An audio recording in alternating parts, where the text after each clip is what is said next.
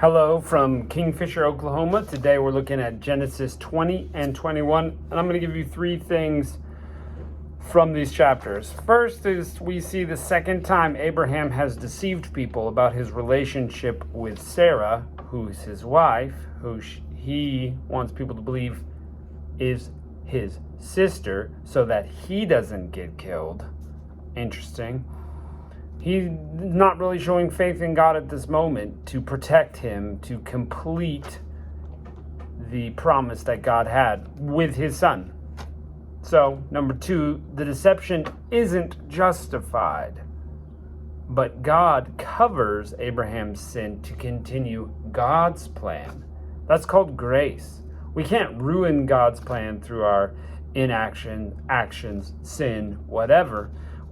We, though, can ruin our own lives with it. Sometimes we receive God's grace instead, and that's what happens here. And third, God keeps his word, no surprise, and provides for both boys that Abraham has, Isaac and Ishmael. At different times in their life, God continues to push his story forward despite what Abraham does. And that happens in our life. We know that God's will be done no matter what. So let's look at this, Genesis 20 and 21. And Abraham journeyed from thence to the south country and dwelt between Kadesh and Shur and was sojourned in Gerar. And Abraham said of Sarah his wife, "She is my sister." And Abimelech, king of Gerar, sent and took Sarah. She must have been a really attractive 90-year-old. This is the second time she's been taken as someone else's wife from Abraham. But God told Abimelech in a dream that night, and he said, "Behold, thou art a dead man, for the woman which thou hast taken, she is another man's wife." But Abimelech had not come near her, and he said, "Lord, wilt thou slay a righteous nation?" He said, "Not unto me." Said he not unto me, "She is my sister?" And she even said herself, "He is my brother. In the integrity of my heart and the innocency of my hands have I done this." And God said unto him in a dream, "Yea, I know that thou didst this in the integrity of thy heart, for I also withheld thee from sinning against me.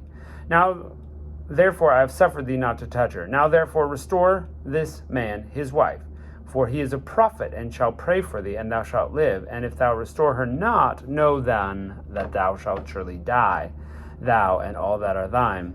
Therefore Abimelech rose early in the morning, called his servants, and told them all these things in their ears, and the men were sore afraid. Then Abimelech called to Abraham and said to him, "What is this thou hast done to us, and what have I offended thee, that thou hast brought on me and my kingdom a great sin?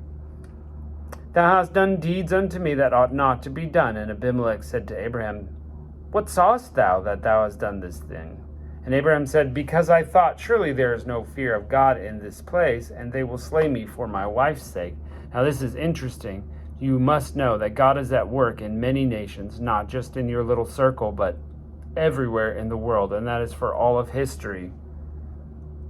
"Yet indeed she is my sister. She's the daughter of my father, and not the daughter of my mother, and she became my wife. And it came to pass, when God caused me to wander from my father's house, that I said unto her, This is the kindness which thou shalt show unto me. At every place whither we shall come, say, He is my brother." And Abimelech took sheep and oxen, and men servants and women servants, and gave them to Abraham, and restored his wife Sarah to him. And Abimelech said, "Behold, my land is before thee, dwell where it pleaseth thee." And unto Sarah he said, "Behold, I have given thee thy brother 1,000 pieces of silver. Behold, he is to thee a covering to thy eyes, unto all that are with thee, and with all other." Thus she was reproved. So Abraham prayed unto God, and God healed Abimelech and his wife and his maidservants, and they bare children. For the Lord had fast closed up all the wombs of the house of Abimelech because of Sarah and Abraham's wife. Now that's interesting. God's got power over the human body. 21. And then the Lord visited Sarah as he had said, and the Lord did unto Sarah as he had spoken. For Sarah conceived and bare Abraham a son in his old age, at the set time of which God had spoken to him. And Abraham called the name of his son which was born unto him, whom Sarah bare to him, Isaac. And Abraham circumcised his son, Isaac, being 8 days old, as God had commanded. That's something that will continue. And Abraham was 100 years old, and his son Isaac was born to him. And Sarah said, that God hath made me laugh, so that all who will hear will laugh with me. And she said, who would have said unto Abraham that Sarah should have given children suck? For I have borne him a son in his old age. And the child grew and was weaned, and Abraham made a great feast the same day that Isaac was weaned. And Sarah saw that Hagar, the Egyptian, which she had borne the son of Hagar, which she had borne unto Abraham, mocking. Wherefore she said unto Abraham, cast out this bondwoman and her son, for the son of the bondwoman shall not be an heir with my son, even with Isaac. And the thing was very grievous in Abraham's sight because of his son. And God said unto Abraham, let it not be grievous unto thy sight because of the lad, and because of thy bondwoman.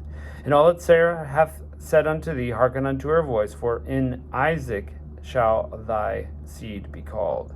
And also the son of the bondwoman will I make a nation, because he is thy seed. And Abraham rose up early in the morning, and took bread and bottled water, and gave it to Hagar, putting it on her shoulder. And the child he sent away with her, and departed and wandered in the wilderness of Beersheba.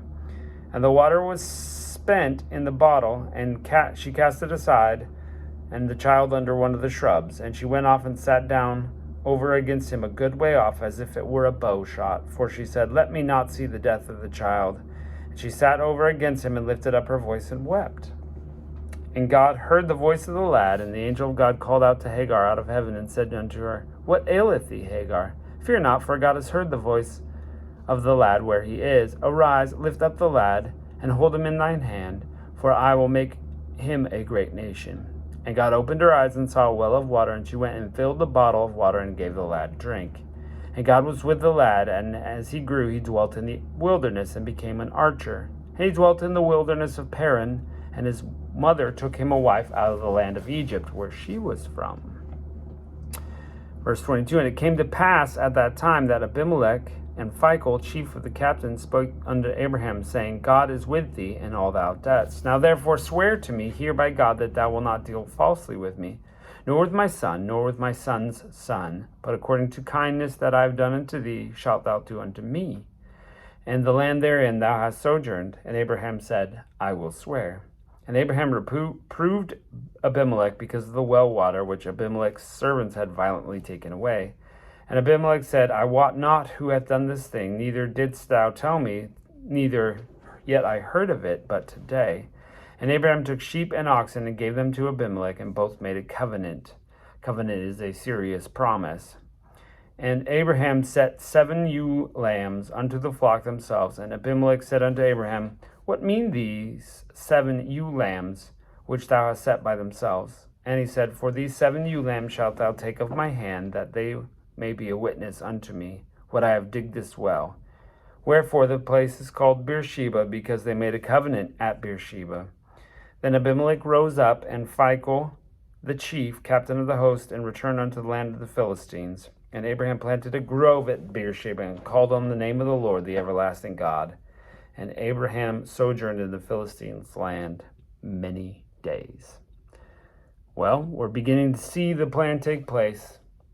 Isaac is born, the seed long promised, and we'll see what God does with his story.